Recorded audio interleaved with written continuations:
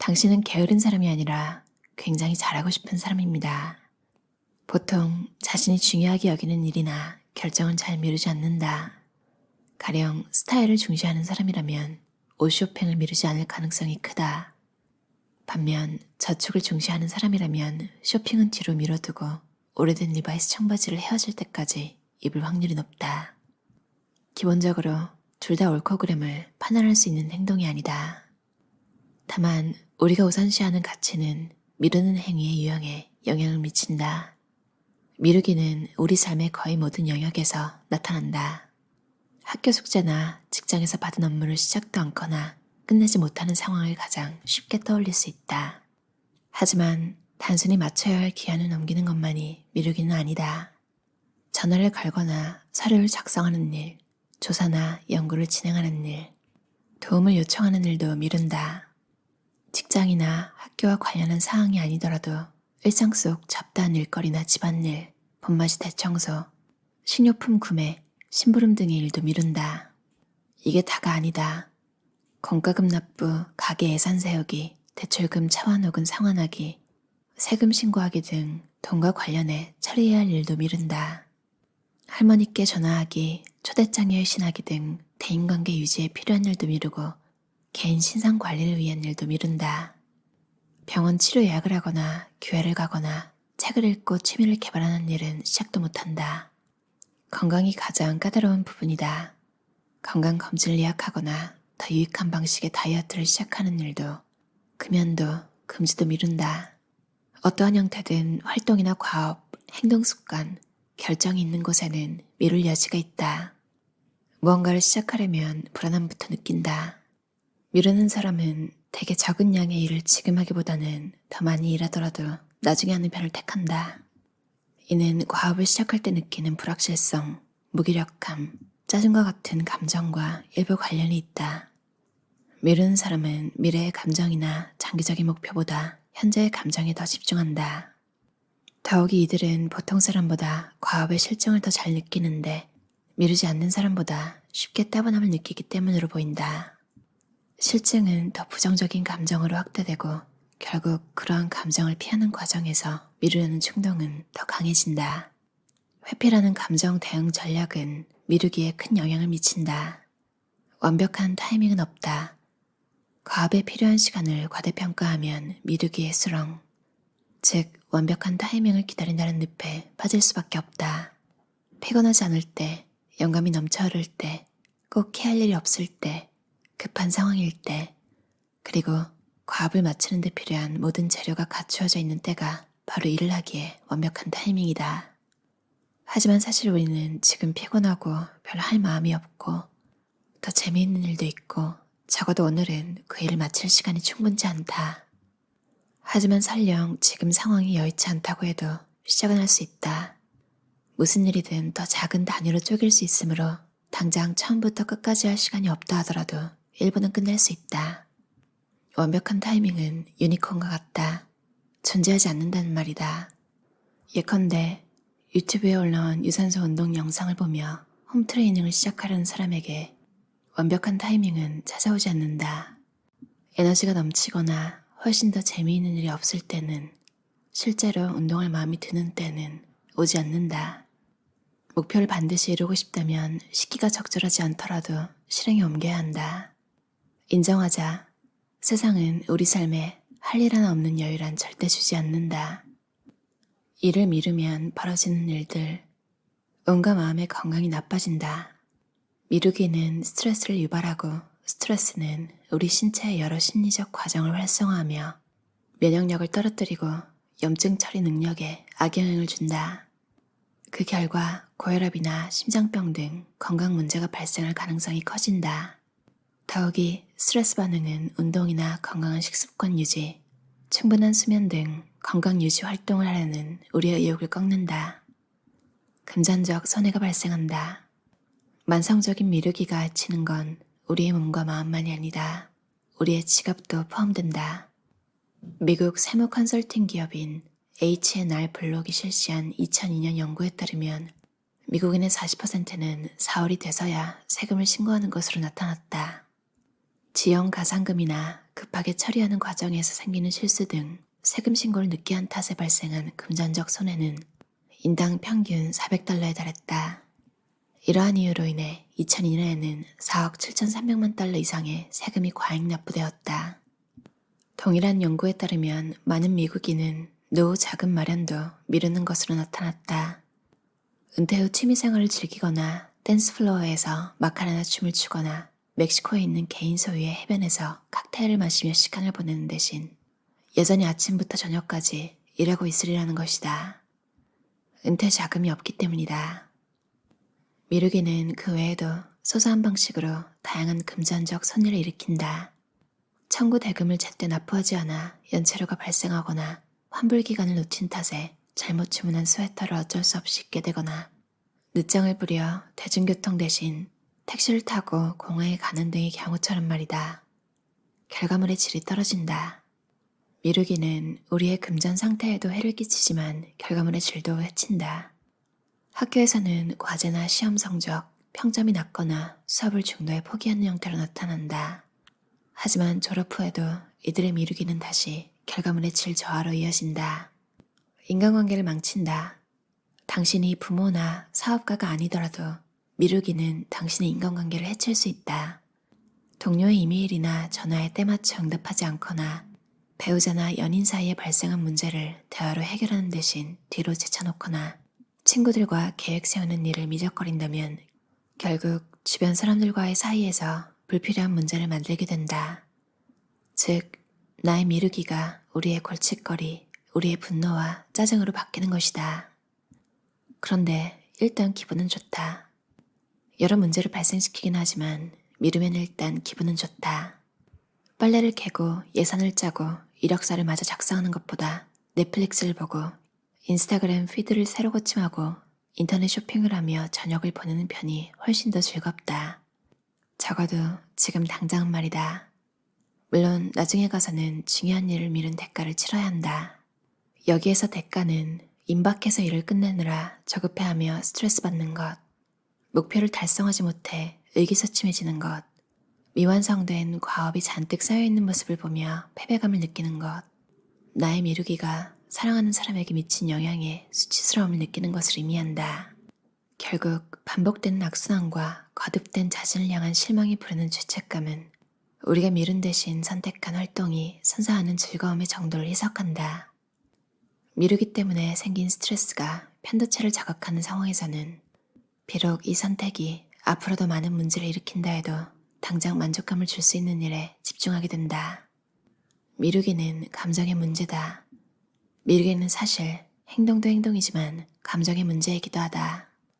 해야 할 일을 떠올릴 때 우리에게는 압박감, 지루함, 무력감, 부담감 등 꽤 불편한 감정이 들기 시작한다. 대부분의 사람은 감정이라는 것을 그다지 좋아하지 않으므로 우리는 이를 피하거나 막을 방법을 찾으려 한다. 과업을 미뤄 불편한 감정을 피함으로써 얻는 안정감에는 중독성이 있기 때문에 나중에 유사한 감정이 떠오르면 다시 미루게 될 확률이 높아진다. 계속 미루도록 스스로 길들여가는 셈이다.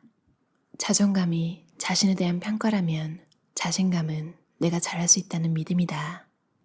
낮은 자존감과 자신감이 초래한 미루기는 우리가 쫓고자 하는 기회를 제한한다. 비정상적인 관계를 너무 오래 유지하고 진급이나 성장의 기회를 포기하게 만든다.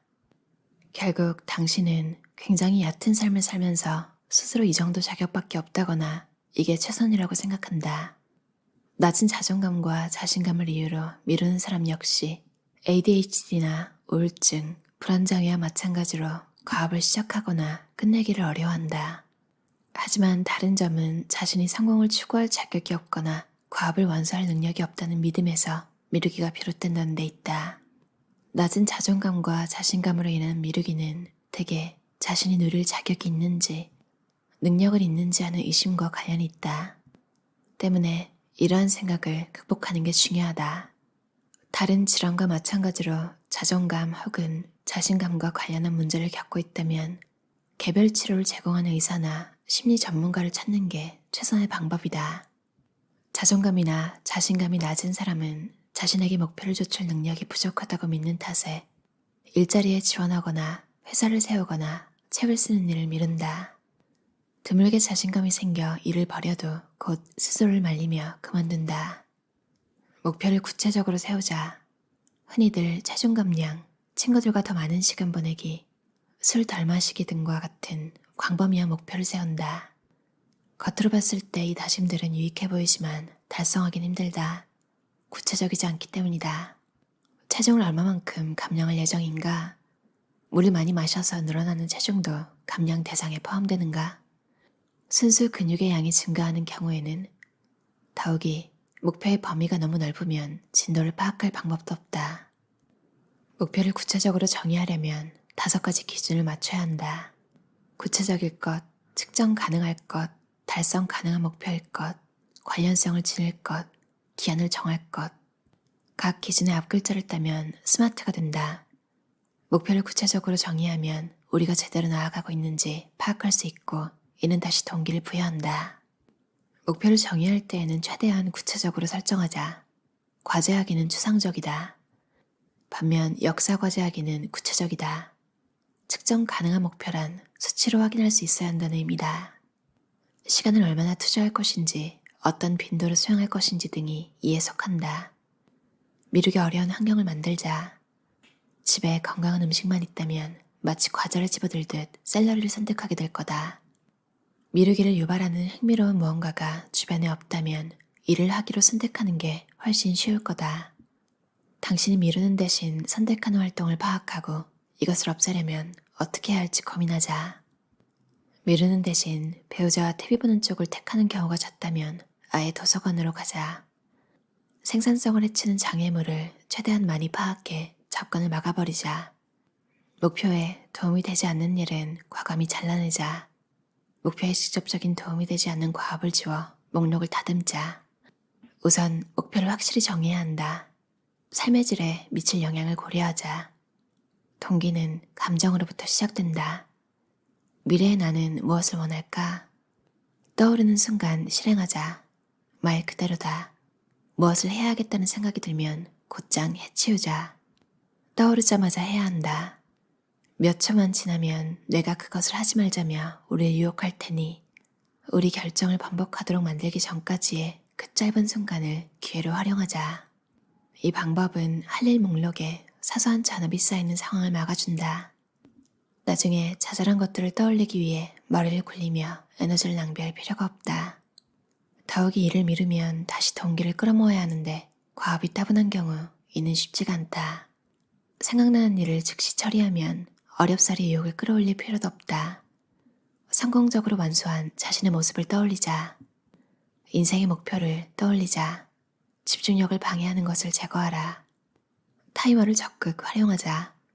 우유부단도 또 다른 형태의 회피다. 부업을 시도할지 말지 결단을 내리지 않는 건 시작하지 않겠다는 결정이다. 헤이든 핀치 저자의 게으른 완벽주의자를 위한 심리학이었어요. 왜 미룰까? 이게 약간 회피 성향이랑 관련이 있다는 얘기를 듣고 회피? 난 남한테 피해주는 일은 안 하는데? 이러신 분들도 있을 것 같아요.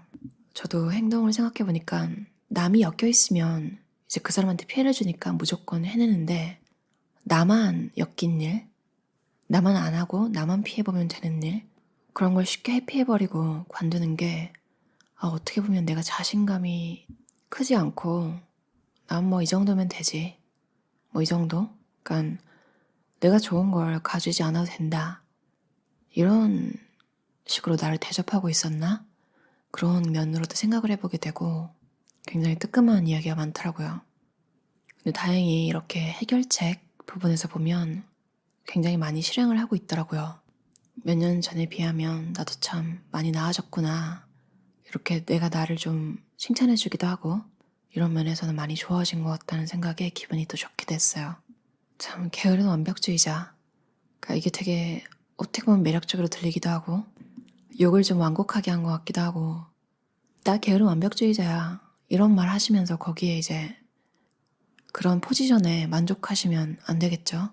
이건 어떻게 보면 정말 욕이고 그러니까 일을 제대로 안 한다는 얘기잖아요. 그러니까 마음만 완벽하고 실행도 안 하고 마무리도 안 하고 큰 그림보다 자꾸 세세한 부분만 집중하다가 다 놓쳐버리고 또 제 개인적인 경험인 것 같기도 해요. 그냥 스스로 완벽주의자라고 말하는 사람이랑 뭔가 일이 잘 풀린 경험이 없거든요.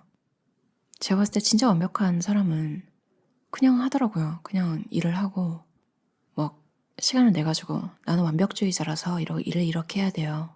뭐 이런 쓸데없는 말을 하지 않고 그냥 하는 사람. 대신 근데 설명은 잘해주죠. 이 일을 왜 이렇게 했는지. 그러니까 의사소통에 문제가 없이 왜 그렇게 했는지에 대한 이해까지 확실하게 시켜주는, 정말 내가 느끼는 완벽주의자구나. 그러니까 스스로 자기 완벽주의자고 말하는 사람 말고 완벽주의자는 상대방이 정리해줄 수 있는 이야기 같아요. 혹은 클라이언트. 그러니까 이해관계 있는 사람이 이 사람한테 뭔가를 맡겼는데 일을 너무 잘해요. 그러니까 이 사람 정말 완벽하다. 다음에 또 일을 시키고 싶어. 이런 생각이 들어야지 막 묻지도 않았는데 스스로 저는 걔는 완벽주의자라서 그렇지 하면 정말 열심히 잘합니다. 잘 안 해서 그렇지. 그럴 수도 있겠죠. 근데 저는 그냥 성실하게 꾸준히 하는 사람을 더 좋아하는 것 같아요. 같이 무슨 일을 할 때 누군가 이렇게 선택을 해야 한다면 저는 꾸준히 성실한 사람을 고를 것 같아요. 미루기는 우리 삶의 거의 모든 영역에서 나타난다. 일의 퀄리티가 너무 떨어지는 것도 문제지만 너무 완벽을 기하다가 너무 고민을 많이 하다가 너무 늦게 시작해서 그건 어쩔 수 없이 퀄리티가 낮아지는 경우도 있을 거 아니에요. 여러 사람에게 피해를 주게 되고 나 자신의 평판도 떨어뜨리고, 그걸 타파하는 방법은 일을 잘게 쪼개서 매일매일 하는 게 최고인 것 같아요. 우유부단도 또 다른 형태의 회피다. 마음이 명심하고 웬만하면 바로바로 결정을 하려고 저도 노력하려고요. 그리고 내 결정에 만족하는 게 굉장히 중요하대요. 다들 미루기로 고통받지 않는 삶 사셨으면 좋겠어요. 들어주셔서 감사합니다.